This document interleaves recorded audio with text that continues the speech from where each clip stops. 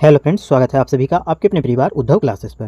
Friends, आज की session में देखेंगे हम लोग बिहार पुलिस से संबंधित महत्वपूर्ण सामान्य ज्ञान जीके क्वेश्चंस। फ्रेंड्स, आप अच्छी तरह जानते होंगे किसी भी पेपर में बैठने से पहले उसका प्रैक्टिस सेट लगाना यानी टेस्ट क्वेश्चंस लगाना अनिवार्य होता है। तो आज की सेशन में कुछ उसी तरह के फ्रेंड्स हम लोग टॉप 30 क्वेश्चंस का टेस्ट करेंगे। इन टेस्ट क्वेश्चंस में से फ्रेंड्स आप अगर 25 क्वेश्चंस अगर राइट आंसर कर पाते हैं तो आप समझिए कि आपकी तैयारी बेहतरीन हो चुकी है। आप जिस तरह फ्रेंड्स आप ये क्वेश्चंस देख रहे हैं, आपको बिल्कुल इसी तरह के क्वेश्चंस आपको एग्जाम पे देखने को मिलेंगे और जो सारे क्वेश्चंस होंगे आपके इस सेशन में ऑब्जेक्टिव क्वेश्चंस होंगे। बिल्कुल फ्रेंड्स, आपके परीक्षा पैटर्न पर आधारित ये क्वेश्चंस बनाए गए और सारे क्वेश्चंस जो है फ्रेंड्स आपके NCERT बेस्ड क्वेश्चंस बनाए गए हैं। तो सेशन के एंड तक जरूर बने रहेगा फ्रेंड्स। आपको सेशन के एंड तक जाते जाते इस प्रश्न की क्वालिटी क्या कंटेंट रहने वाली है फ्रेंड्स, आपको सेशन के एंड तक जरूर पता चल जाएगा। और ये जो एपिसोड होगा हमारा एपिसोड 5 होगा।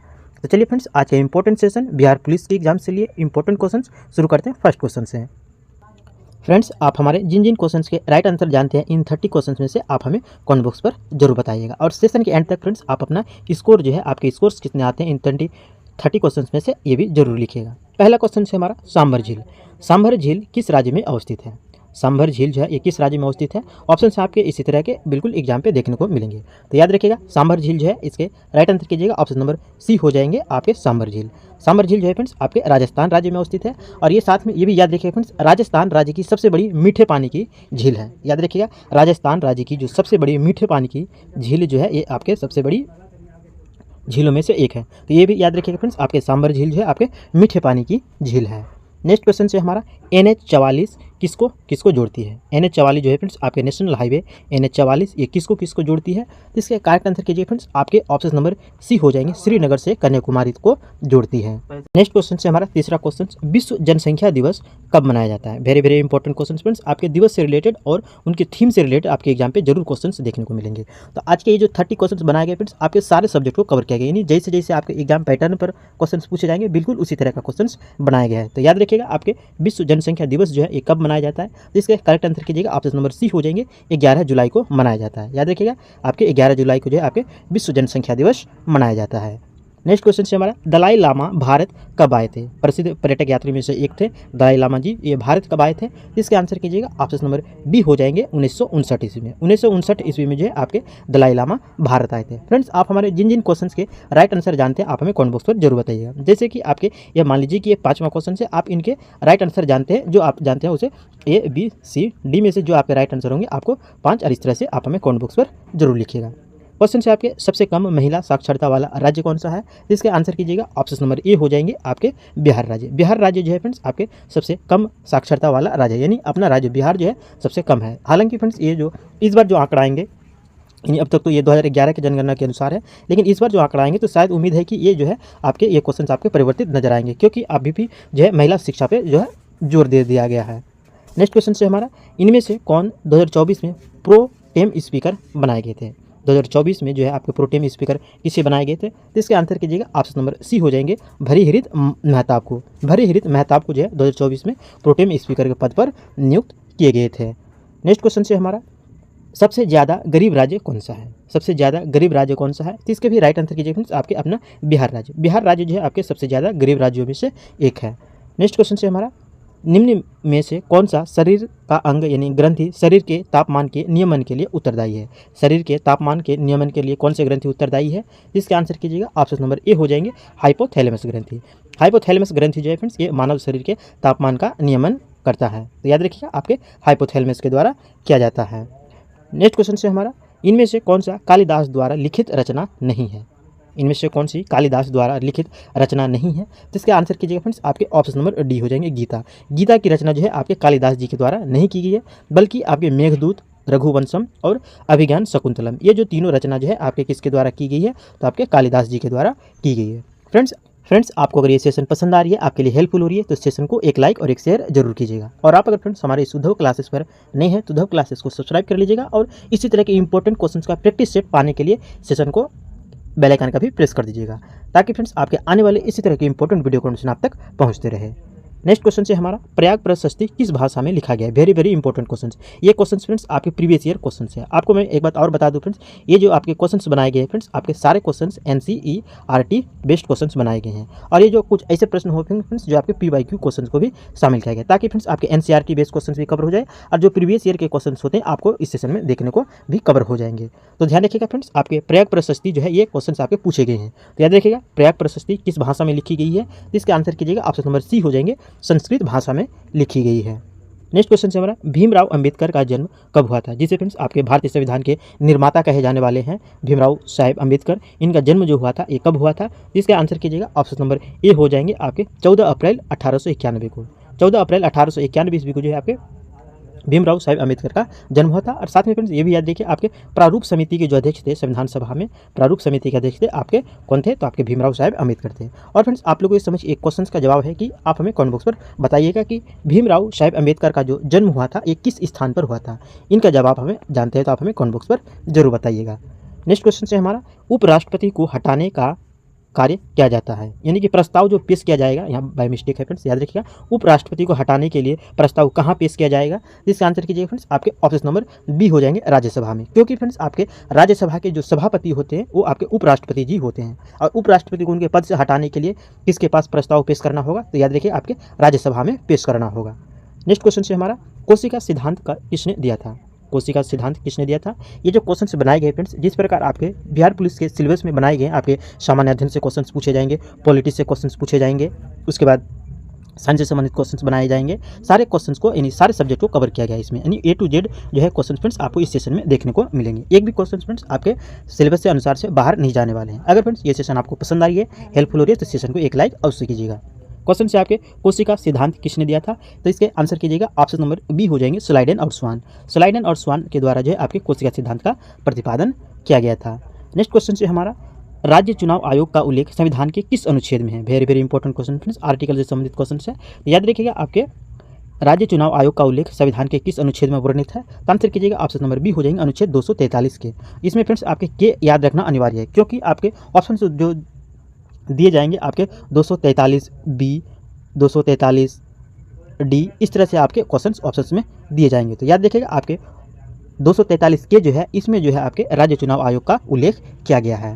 नेक्स्ट क्वेश्चन से हमारा 58वां ज्ञानपीठ पुरस्कार किसे मिला था, 58वां ज्ञानपीठ पुरस्कार किसे मिला था, तो इसका आंसर कीजिएगा ऑप्शन नंबर सी हो जाएंगे ए और बी दोनों, यानी कि गुलजार को भी मिला था और राम भद्राचार्य को भी मिला था, यानी दोनों व्यक्ति जो थे फ्रेंड्स आपके 58वां ज्ञानपीठ पुरस्कार जो है आपके संयुक्त रूप से प्राप्त किया था। तो याद रखिएगा 58वां ज्ञानपीठ पुरस्कार किसे दिया गया था, तो आपके गुलजार जी को और राम भद्राचार्य जी को दिया गया था।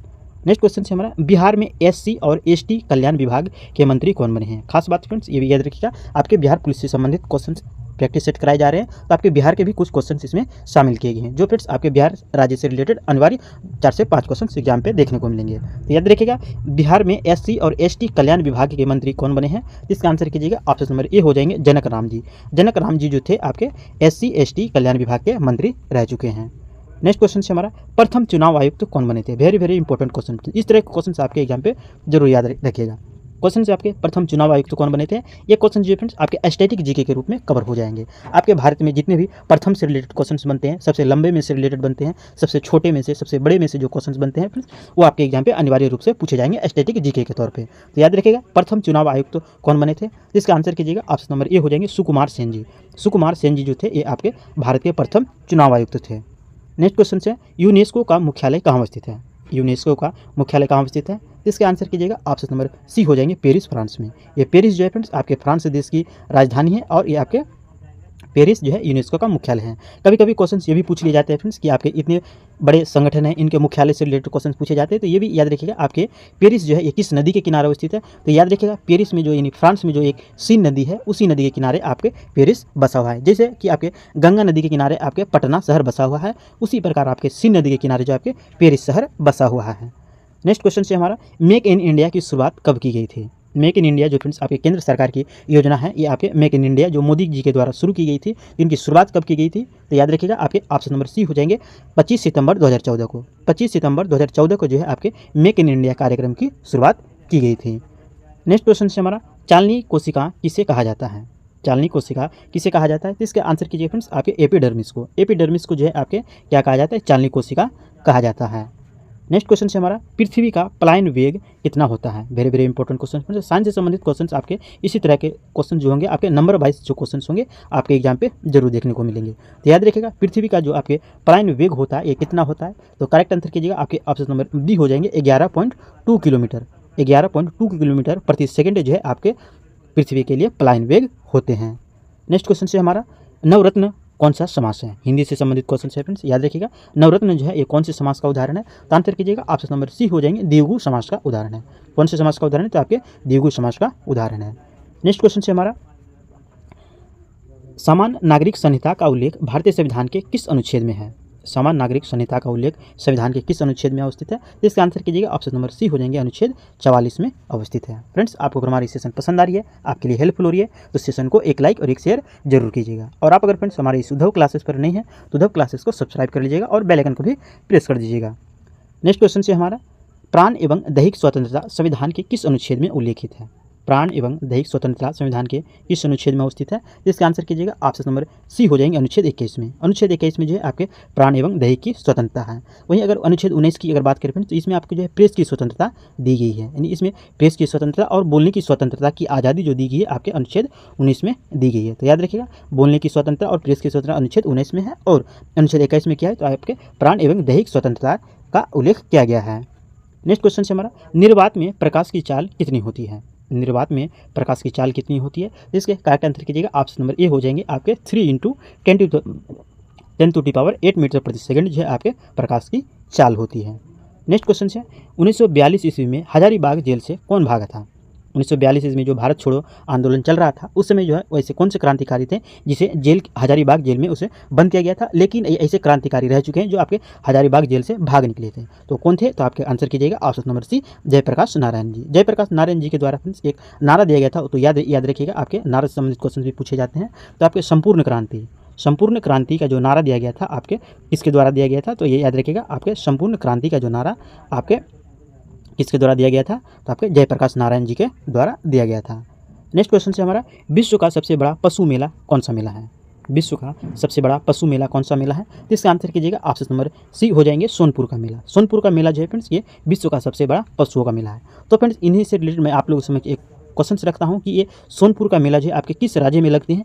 इनका जवाब आप हमें कमेंट बॉक्स पर जरूर बताइएगा। सोनपुर का मेला जो है आपके विश्व का सबसे बड़ा पशुओं का मेला में से एक है, ये आपके किस राज्य में लगते हैं? आप हमें कमेंट बॉक्स पर जरूर लिखिएगा।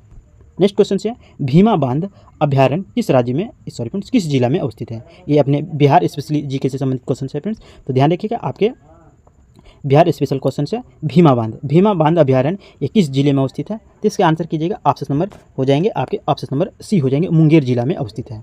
भीमा बांध अभ्यारण्य किस जिले में अवस्थित है? तो आंसर कीजिएगा, आपके मुंगेर जिला में अवस्थित है। नेक्स्ट क्वेश्चन से हमारा, बिहार का सबसे अधिक जनसंख्या घनत्व वाला जिला कौन सा है? Very very important question friends, ये जो अब तक हमारे 30 क्वेश्चन से करीब कवर होने वाले हैं, लेकिन फ्रेंड्स बहुत सारे कैंडिडेट्स हैं जो आपके सेशन को लाइक नहीं किया है। फ्रेंड्स आप लोग से रिक्वेस्ट है कि सेशन आपको पसंद आ रही है तो सेशन को एक लाइक अवश्य कीजिएगा। तो याद रखिएगा फ्रेंड्स, आपके बिहार का सबसे अधिक जनसंख्या घनत्व वाला जिला कौन सा है? जिसका करेक्ट आंसर कीजिएगा, ऑप्शन नंबर बी हो जाएंगे शिवहर जिला। शिवहर जिला जो है आपके बिहार के सबसे अधिक जनसंख्या घनत्व में से है। उसके बाद जो आने वाले हैं आपके पटना शहर यानी पटना जिला जो है उसके बाद जनसंख्या घनत्व में दूसरे स्थान पर आने वाले हैं। नेक्स्ट क्वेश्चन से हमारा, और आज की सेशन का आखिरी क्वेश्चन है, इलेक्ट्रॉन की खोज किसने की थी? इलेक्ट्रॉन की खोज किसने की थी? जिसका करेक्ट आंसर कीजिएगा, ऑप्शन नंबर बी हो जाएंगे जे थॉमसन। जे थॉमसन के द्वारा जो है आपके इलेक्ट्रॉन की खोज की गई थी। और फ्रेंड्स आज की सेशन का आखिरी क्वेश्चन कि आप लोगों के समक्ष एक टेस्ट क्वेश्चन रखा गया है, आप हमारे इन टेस्ट क्वेश्चन का जरूर आप हमें क्वेश्चन का आंसर लगवाइएगा। याद रखिएगा, क्वेश्चन से आपके जापान पर परमाणु बम किसने गिराया था? जापान देश पर जो परमाणु बम गिराया गया था दूसरे विश्व युद्ध के दौरान आपके 1945 ईस्वी में, तो ये आपके किस देश द्वारा गिराया गया था? इनका जवाब आप हमें इन 4 ऑप्शंस में से जो राइट आंसर होंगे आप हमें कमेंट बॉक्स पर बताइएगा। तो फ्रेंड्स हमारा ये आज का यहीं से इंपॉर्टेंट 30 क्वेश्चन का प्रैक्टिस सेट समाप्त हुआ। अगर फ्रेंड्स ये सेशन आपको पसंद आई है, आपके लिए हेल्पफुल हुई है, पर्सनल की क्वालिटी कंटेंट आपको यूजफुल लगी है, तो सेशन को एक लाइक और एक शेयर अवश्य कीजिएगा। और आप अगर हमारे इस उद्धव क्लासेस पर नहीं है तो उद्धव क्लासेस को सब्सक्राइब कर लीजिएगा और बेल आइकन को भी प्रेस कर दीजिएगा ताकि आप हमारे आने वाले इसी तरह के इंपॉर्टेंट वीडियो आप तक पहुंचते रहें। अब फिर मिलते हैं इसी तरह के इंपॉर्टेंट सेशन के साथ नेक्स्ट वीडियो में। Thanks for watching.